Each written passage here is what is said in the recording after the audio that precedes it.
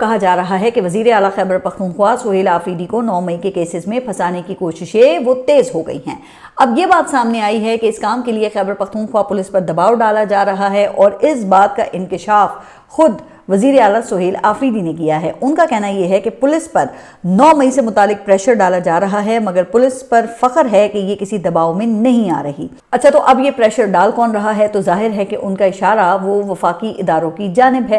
کہا گیا کہ اس سے پہلے انسداد دہشت گردی عدالت کے ذریعے 9 مئی کے کیس میں سہیل آفریدی کا نام ڈالنے کی کوشش کی گئی، لیکن اوریجنل FIR میں ان کا نام شامل نہیں تھا، لیکن پھر ایک مبینہ ویڈیو ATC کے ذریعے پنجاب فورنزک لیب بھجوائی گئی، جس نے تصدیق کی کہ فوٹیج میں موجود شخص وہ سہیل آفریدی ہے۔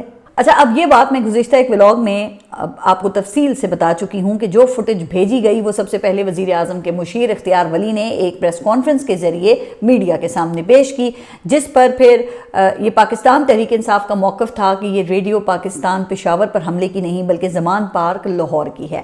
لیکن خیر، آپ کو پتہ ہے نا کہ جن لوگوں نے سزا دینی ہے، کہا جاتا ہے کہ ان کو اس سے کیا فرق پڑتا ہے؟ 9 مئی کے دیگر کیسز میں بھی تو سزائیں سنائی گئی ہیں نا۔ تو جناب، اب اگر ایسی کارروائی سہیل آفریدی کے ساتھ بھی کی گئی تو اس کی پھر کیا کریڈیبلٹی ہوگی؟ لیکن اگر ایسا کیا گیا تو کہا یہ جا رہا ہے کہ اس بار رد عمل آئے گا، چونکہ وہ ہیوی مینڈیٹ کے ساتھ وزیر اعلیٰ بنے ہیں۔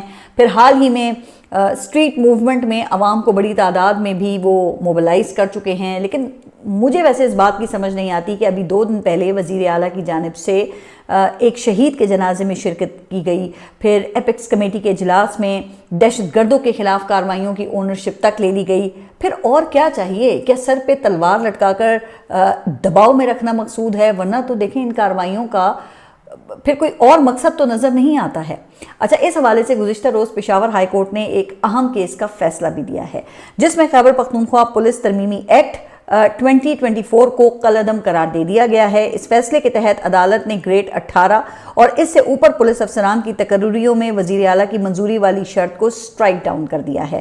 اب یہ قانون اکتوبر 2024 میں پاس کیا گیا تھا، جس کے تحت وزیر اعلیٰ کو پولیس کا احتساب اور اس پر کنٹرول کرنے کے اختیارات وہ دیے گئے تھے۔ اچھا، میں اب اس عدالتی فیصلے کے میرٹ پہ تو بات نہیں کروں گی، کیونکہ ہو سکتا ہے نا کہ کالعدم قانون آئین کی شکوں کے منافی ہو، لیکن اس کی جو ٹائمنگ ہے تو وہ ٹائمنگ بہت اہم ہے، چونکہ اس کے فوری اثرات کے نتیجے میں پولیس پر وزیر اعلیٰ کا کنٹرول ڈائلیوٹ ہو گیا ہے اور وزیر اعلیٰ کا اختیار صرف پالیسی امور تک محدود کر دیا گیا ہے۔ اب ظاہر ہے کہ IG پولیس کا تقرر وفاق کی جانب سے ہی کیا جاتا ہے نا، اور اس فیصلے کے بعد جو IG ہیں وہ اپنے پروفیشنل اور انتظامی معاملات میں مزید خود مختار ہو جائیں گے۔